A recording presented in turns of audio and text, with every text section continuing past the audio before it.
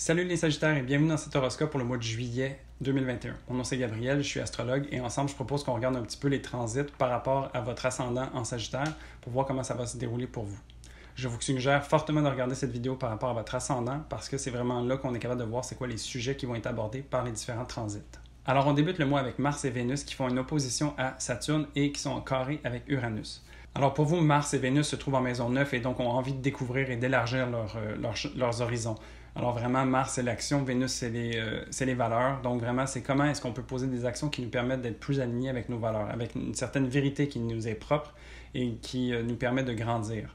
C'est en opposition avec Saturne, donc qui va nous ramener un petit peu dans le concret, dans le quotidien, dans ce qui est proche de nous. Alors que nous, on a envie de pouvoir s'expandre puis grandir, il y a certaines choses qui viennent nous rattacher un peu à ce qui se passe autour de nous.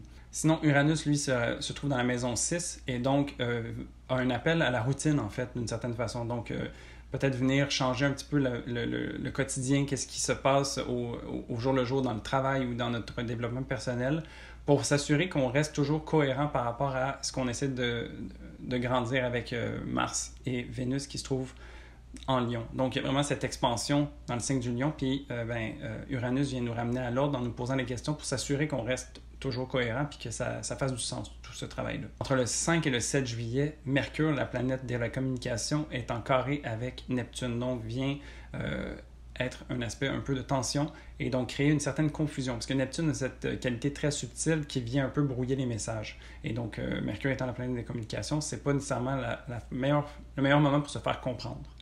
Pour vous, ça se passe entre la maison 4 et la maison 7, donc c'est vraiment la maison 4, la maison, le foyer, qu'est-ce qui nous est personnel et intime, avec la maison 7, donc la maison de l'autre. Mais l'autre, pas dans le sens les grands groupes, mais plutôt les relations d'un à un, donc partenaires de vie, meilleurs amis, partenaires de travail, etc. Donc, c'est vraiment de s'assurer peut-être que le message passe bien entre les gens qui sont proches de nous et avec qui on a des relations très importantes. Donc, c'est peut-être un moment où est-ce qu'il faut s'assurer de vraiment bien réfléchir à qu'est-ce qu'on a envie de dire ou qu'est-ce qu'on a envie de partager comme message parce qu'il y a des possibilités que ça soit mal entendu. Le 9 juillet, il y a une nouvelle lune en Cancer qui se passe dans la maison 8 pour vous. Et donc, vraiment, une nouvelle lune, c'est un moment pour planter des graines et puis faire jaillir des nouvelles intentions pour un nouveau futur qui va se développer. L'énergie du Cancer est très nourricière et donc va nous permettre de couver d'une certaine façon cette énergie-là pour qu'elle prenne racine et puis qu'elle puisse grandir. Et ça se passe dans la maison 8. Donc, une maison un petit peu de transformation, une maison qui fait remonter parfois les peurs et ce genre de choses-là. Et donc, vraiment, c'est une nouvelle lune qui va nous permettre de peut-être planter des graines vers quelque chose qui est nouveau pour nous, puis peut-être qui nous fait un peu peur, quelque chose qui nous rend un peu inconfortable, mais qu'on sait que si on se permet d'évoluer dans ce sens-là, il y a quelque chose de bénéfique qui peut en ressortir. Entre le 11 et le 15 juillet, Mars et Vénus se rejoignent dans la maison 9 pour vous et donc vraiment associent les actions et les valeurs ensemble pour s'assurer d'être cohérent. Donc, il y a vraiment ce désir d'expansion, ce désir de quête, de recherche de la vérité, cette quête de sens. Et donc, c'est vraiment à travers l'énergie du lion qui est fougueuse et qui a envie d'être créative et de suivre son cœur que vraiment ça va se diriger pour vous. Entre le 16 et le 18 juillet, le Soleil va être opposé à Pluton.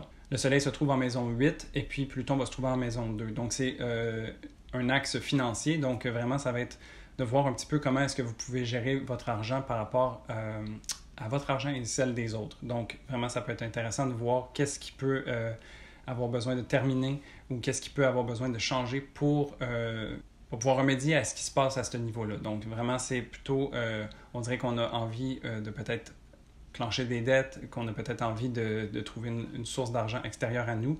Et puis, en même temps, c'est de voir qu'est-ce qui peut être généré dans notre revenu personnel ou quotidien. T'sais? Donc, vraiment, c'est de venir jongler cet axe-là. Le 23 juillet, il y a une pleine lune en Verseau qui va se passer dans votre maison 3. Donc, pleine lune en Verseau, c'est trouver sa voie, trouver son individuation. Qu'est-ce qui nous rend original? Qu'est-ce qui fait de nous que nous sommes uniques? Et donc, dans la maison 3, c'est à travers la parole, la communication. Comment est-ce qu'on s'exprime? Qui on est à travers notre communauté proche? Et qu'est-ce qui nous rend unique? Donc, c'est vraiment aussi à travers ce côté unique qu'on apporte aux autres. Et donc, c'est favorable pour tous que nous puissions trouver notre voie dans ce moment-là. Et pour finir, il y a le 28 juillet, Jupiter qui va revenir également en Verseau et donc aussi dans la maison 3, venir terminer le travail qui a été entamé en début 2021 pour vraiment faire le tour de la question par rapport à cette nouvelle voie peut-être que vous êtes en train de développer, cette nouvelle façon de communiquer, cette nouvelle façon d'être avec votre entourage. Et puis vraiment, Jupiter vient amener de la chance et des belles opportunités pour nous permettre de grandir et d'avoir une expansion à ce niveau-là. Alors voilà, ça fait le tour pour vous du mois, les ascendants Sagittaire. Et donc moi, je vous souhaite un beau mois de juillet et je vous dis à dans un mois pour un prochain horoscope. Salut!